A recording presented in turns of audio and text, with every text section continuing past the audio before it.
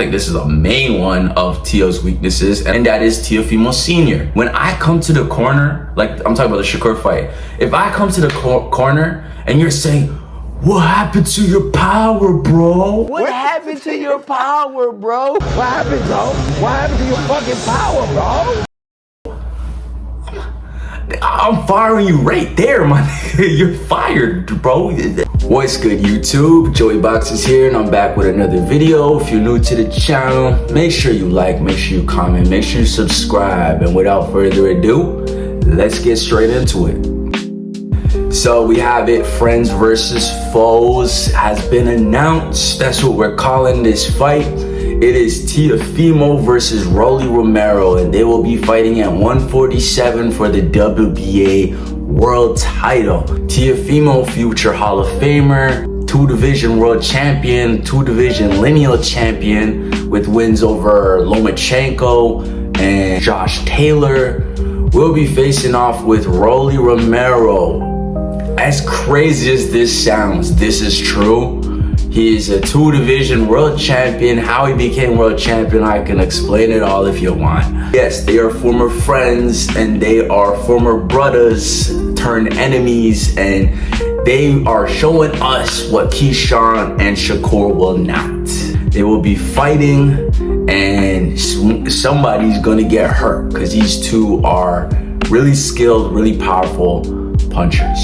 Now, like what we usually do, we like to break down the strength, the weaknesses, and then we come to our conclusion and we pick our winner and make our predictions, and it's only coming from a logical, analytic point of view. No feelings involved in this shit. We are just breaking down everything, and I want to start with their strengths because I want to be a little positive. I thought I was a little negative in the last corner bench, so I'm going to start off with the positive. Let's start with Teo, man. I've been watching Teo since he was on the come up in Top Rank. I've always picked him and Shakur to be the most successful out of the bunch of the Ryans, the Gervontas, the Haneys, and he's a very seasoned, well-polished fighter. He's been through a lot. He's had a long career so far. He's 29, I believe. Let's start off with his strengths. So he started boxing very young, maybe around 7 or something like that. He has a very good amateur record. He was in the same amateur pool as the best of them, you know, the Shakurs, the Ryans, the Haneys, the Gervontas. They're all in the same circuit. They all got the same type. He's been matched up, and the thing about Teo, man, he's been matched up pretty good against Top Rank. There's people in Top Rank that they like to baby sometimes, where they give them, like, let's say a Xander, and it's rightfully so. This is how you build champions. You feed them easy fights, you build their ego, you build their experience, and you know, you get them to that level. Teo, on the other hand, came into his career swinging and going after tough comp. Now, it might not sound like tough comp in the greater schemes of things, but I'm talking about, okay, I'm just 3-0 fighter fighting maybe an 11-1 guy or a 22-3 guy. Yes, he has 3 losses, but he also has a lot of experience. And what that does is it prepares you and it fastest paces you in the rankings, because someone like that is not going to be low ranked in any world title sanctioning body. So that's what I think Top Rank did. They pushed him pretty fast. He fought a pound for pound. I didn't think he was number 1 Lomachenko, but I would say a top 3 pound for pound fighter at just 23. Like, who's doing that? And honestly, that win alone has been carrying him out through a lot of these years, which should tell all the younger fighters, all the other fighters, when you fight someone in their prime, undefeated, at their weight class, no catchweights, just clean cut, I just beat this threat. People are gonna remember it, man. People still talk about Rigo versus Donaire. Like, a good win is a good win, and it can carry you even with all the inconsistencies that Teofimo has, which I'm gonna bring up later. Also, some of his other strengths, he's very fast, he's very athletic. You can see him doing his little backflips. You can see him exploding in certain fights like Josh Taylor. My only problem with Teofimo is he is very inconsistent. Like I said, we are done listing his strengths so I can get a little negative. So he is a little inconsistent, so you'll get an amazing performance from him from Josh Taylor, and then the next against some lower competition guy, it will just be, who is this guy? Is this the same fighter? Is this the same elite fighter that I was watching? And you know, it's very inconsistent. So I would throw that into a weakness of Teofimo. Rolly Romero, the 2-division world champion. And I can just summarize real quick how he got those belts. He magically shot up in the WBA 140 ranking system, and I don't know how it got sanctioned, but he was fighting this old man. You can go watch it. He got the most corrupt or just terrible stoppage I've ever seen in boxing. Like, it was the worst stoppage. Landed no punches on the poor old man, got dropped by the old man, and then got gifted a belt.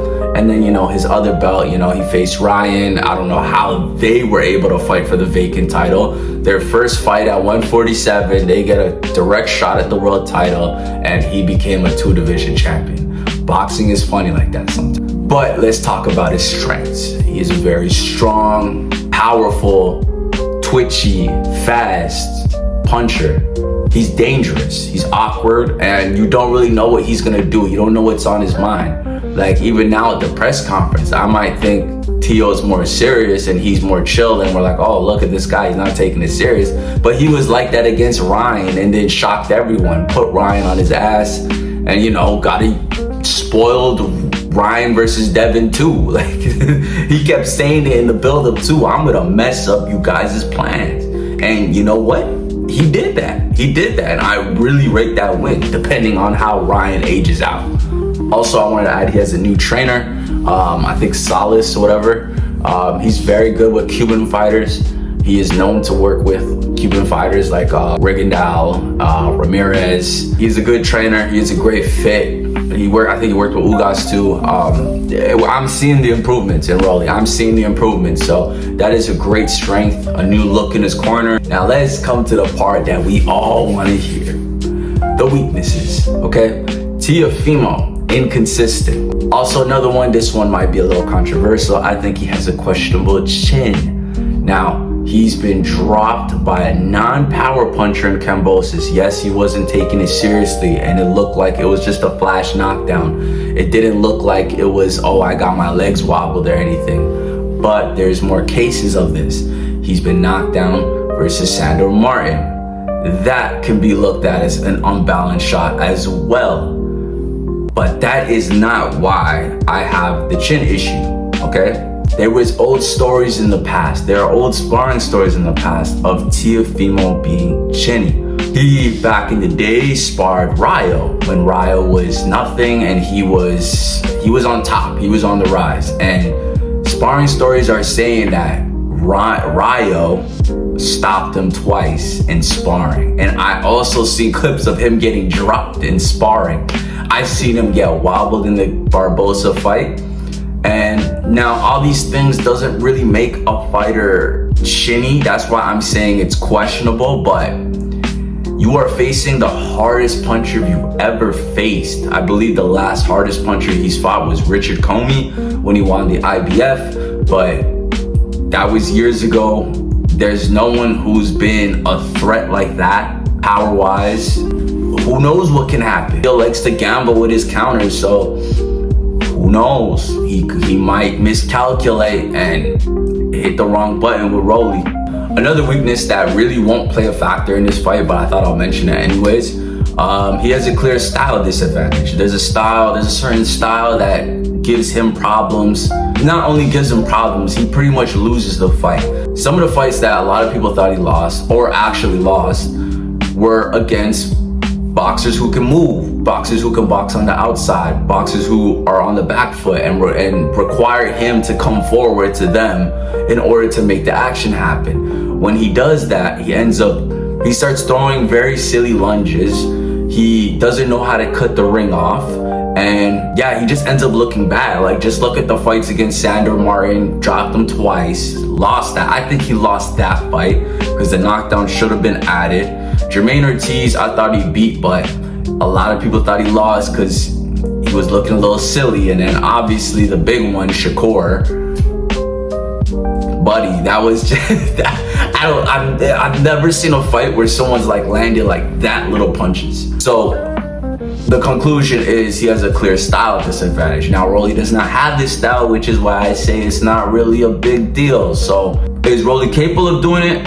I don't think so. If I had to put my money on it, I don't think so, but I just thought I'd mention it. Another one is maybe his mentality. He's coming off the worst loss of his life. I thought the Kambosos one was a lot closer. This one was a complete shutout. He had months to prepare for this, and he couldn't do a damn thing with Shakur. Now, that could either motivate him, which it looks like it's doing, because this is a do or die moment right now. Like, if you lose to Rolly, my boy, that shit is cooked. Back-to-back losses, and a loss to the most lowly regarded champion out of this new era. That's gonna be devastating, man. And another thing I wanted to add, I think this is a main one of Teo's weaknesses, and I think it caused a lot of his flaws to begin with, and a lot of his losses, and that is Teofimo Sr. He was doing his thing up until Lomachenko. He was really good. Even in the Lomachenko fight, you could see that this is more so of Teo's talents and his natural ability. Obviously with some of his coaching, I'm not gonna just completely discredit it, but you can even see in that fight, like, a lot of it is on Teo's talents. Like, in the 12th round, I remember Senior was like telling him, we got it in the bag, bro. Just coast the fight or whatever. And you know, Teo, like a champion, said, nah, I'm gonna win this 12th round. And it turned out like winning that 12th round was a big game changer, and you know, it could have been a draw if he didn't do that. So I think his dad gives very bad advice. I don't think it's ever good to have an alcoholic like that as your trainer. I really think he needs a new eyes in the camp, and there's no one else to blame for these losses than his dad. Of course, Teo has some blame in it, but like, when I come to the corner, like I'm talking about the Shakur fight, if I come to the corner and you're saying, what happened to your power, bro? I'm firing you right there, man. You're fired, bro. Like, what do you mean? What happened to your power? Nigga, give me some advice. This guy's piecing me up right now. What the fuck, bro? It's terrible advice. I don't know what fighter can thrive under that. I'm surprised Teo's got as far as he had with this dysfunctional system, and they need more eyes on their teams, and I hope they do that for this fight, because that's a recipe for failure. And at a certain point, Teo knows this. Look, niggas been telling Teo. So you know what, if Teo wants to stick with his dad, I respect the loyalty, but you're gonna get what you're gonna get, and you're not gonna reach your full potential, man. It just is what it is. Rolly Romero, one of the funniest guys in boxing. Let's get to his weaknesses now. He has a very obvious one. I think he is chinny. He's been knocked out by Tank, Pitbull, sparring partner called Ingram. You can go search it up, with headgear on, knocked out. I've heard stories of him getting wobbled.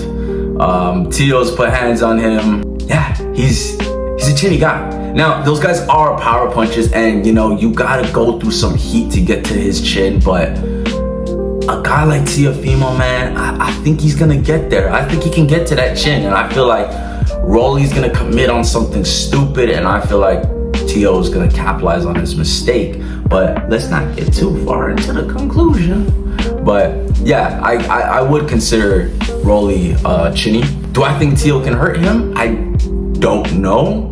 Teo is new to 147. At 135, his power was peak, and then he was really hurting guys and knocking guys out. But at 140, it tamed itself by a lot. So you never know. It might show up more. Maybe he was drained at 140, and 147 he'll be fuller, and then, you know, he'll start hitting harder. But from the looks of it, his path, it's looking like his trajectory is saying, all right, my max strength was 135. I was decent at 140, and 147, it might just be non-existent. So Thing is, he's been super inactive. He hasn't fought since the Ryan fight, which was last year, I believe. Inactivity kills, man. Inactivity kills. Main thing, he's not very skillful. If you see a lot of his fights, I know everyone's high on him right now because the Ryan thing, but you gotta factor in, he has a lot of history with Ryan. They've sparred, like it's viral, it's online, and it's funny because it went pretty much the same way. And he's just not a skilled guy. Like if you want to look at Rolly's skill, go look at his fights versus the guy Frank Martin fought and knocked out Martinez, that some people would say gave Rolly his first L back in the day. But my conclusion, I'm going with Teofimo by decision, possible knockout. Teo's looking like he's taking this fight very seriously. Rolly still thinks they're friends. Obviously things can change come fight night, but it's looking like Teo understands the magnitude of this fight. There is no coming back after this. You cannot lose against Rolly. And if you want to stay on the elite level and compete with the Devin Haney's and the Ryans, a belt at 147 is perfect leverage to get yourself back in the mix with the other 4 kings, okay? But anyways, let me know in the comments, who do you guys have winning this fight, Teofimo or Rolly Romero? Make sure you like, comment, subscribe if you're new, and I will catch you guys on the next one. Peace.